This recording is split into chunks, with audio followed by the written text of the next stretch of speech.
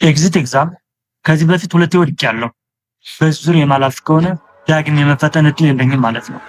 እባክህ በዚህ ዙሪያ የምታውቀው መረጃ ካለ አጋራን እየተባልኩ በቲክቶክ እና በቴሌግራም ግሩፕ ላይ እየተጠየቁ ስለሆነ በዚህ ዙሪያ ለሁላችሁም ማብራሪያ እሰጣለሁ። ቪዲዮውን እስከ መጨረሻው በመከታተል አጭርና ግልጽ የሆነ መረጃ ማግኘት ይችላሉ ማለት ነው። ሰላም ጤና ይስጥልኝ የዚህ ዩቲዩብ ተከታታዮቻችን። ያው የኤግዚት ኤግዛም በብዙዎቻችሁ ዘንድ ትልቅ ስጋት እንደሆነ አውቃለሁ።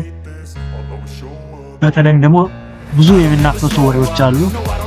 ከ3 ጊዜ በላይ ኤግዚት ኤግዛም መፈተን አይቻልም። ብዙ የታገዱ ተማሪዎች አሉ። የትምህርት ማስረጃችሁን ወይ ቴምፖራሪ ማግኘት አትችሉም፣ ስራ መቀጠር አይቻልም፣ እንዲሁም ሌሎች በጓደኛም ሆነ በሌሎች የሚወሩ ወሬዎች አሉ። እነሱን ዛሬ ግልጽ እናደርጋለን ማለት ነው። በመጀመሪያ ኤግዚት ኤግዛም ምንድን ነው? የመውጫ ፈተና የምንለው ወይም ኤግዚት ኤግዛም ለተማሪዎች የዩኒቨርሲቲ የተማሩትን እውቀት ለመለካት የሚሰጥ ሀገራዊ ፈተና ሲሆን ለኢትዮጵያ አቆጣጠር በ2015 ዓ.ም ነው የተጀመረው። በተለይም የፈተና ዋና ዓላማ ምንድን ነው? የትምህርት ጥራትን ለማረጋገጥ፣ ተመራቂ ተማሪዎችን ብቁ መሆናቸውን ለማረጋገጥ፣ የስራውን ዝግጁነታቸውን ለመለካት ይህን አስቦ ትምህርት ሚኒስቴር ኤግዚት ኤግዛም አዘጋጅቷል። የማለፊያ ነጥቡም 50 እና ከዛም በላይ ያሉ ተማሪዎች ኤግዚት ኤግዛም ማለት ይችላሉ ማለት ነው። ነገር ግን በብዙዎች ዘንድ የሚወራው ብዙ ውሸት አለ።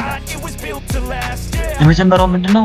አንድ ሰው 3 ጊዜ ከተፈተነ በኋላ ዳግም መፈተን መብት የለውም፣ ፈተና ላይ መቀመጥ አይችልም የሚባል አለ። ይህ በጣም ውሸት ነው። አንድ ሰው አንዴም 2ም 3ም 4ም ከዛም በላይ የመፈተን መብት አለ። ስለዚህ መፈተን አይታገድም ማለት ነው። አንድ ተማሪ ፈተናውን እስኪያልፍ ድረስ ደጋግሞ የመፈተን ሆኖም ከ3ኛ ጊዜም በኋላ መፈተን መብት አለው ማለት ነው። ስለዚህ ይህ ትልቅ ውሸት ነው ማለት ነው። ሁለተኛው ምንድነው? የስራ እድል ነው። የስራ እድል ኤግዚት ኤግዛም ካላለፈ የስራ እድል አናገኝም የሚባል አለ። ይህ እውነትነት አለው። አንድ ሰው የስራ እድል የሚያገኘው ኤግዚት ኤግዛም ሲያልፍ ነው። ስለዚህ ኤግዚት ኤግዛም እስከሚያልፍ ድረስ ስራ መቀጠር አይችልም፣ በግል በመንግስት ማለት ነው። በግሉ እስካሰራ ድረስ ከግል ካምፓኒ ይሁን ከመንግስት ካምፓኒ ተቀጥሮ መስራት አይችልም። በግሉ ግን ስራው መስራት ይችላል። ዲግሪን ማግኘት ይችላል ወይ የሚለው ዲግሪውን ማግኘት አይችልም። ዲግሪውን ማግኘት የሚችለው ኤግዚት ኤግዛምን ሲያልፍ ስለሆነ ያው ቴምፖራሪ ሆነ ኦሪጂናል ዶክመንቶችን ማግኘት አይችልም፣ የመንግስት ሆነ የዲግሪ ተማሪ ማለት ነው። ስለዚህ ለእናንተ ምን እንመክራችኋለን? ተጨማሪ ስልጠናዎችን ከሆነ ኤግዚት ኤግዛም ድጋሜ ንቁ ከሆነ ተጨማሪ ስልጠናዎችን መውሰድ፣ በየቦታው የሚሰጡ ቲቶር አስተማሪዎች አሉ፣ እነሱን ማናገር፣ ከእነሱ ጋር ስልጠና መውሰድ፣ እንዲሁም ከዚህ በፊት የነበሩ ኤግዚት ኤግዛሞችን በተከታታይ መስራት፣ ማንበብ፣ ተስፋ አለመቁረጥ፣ እነዚህን ነው የሚመክራችሁ ማለት ነው።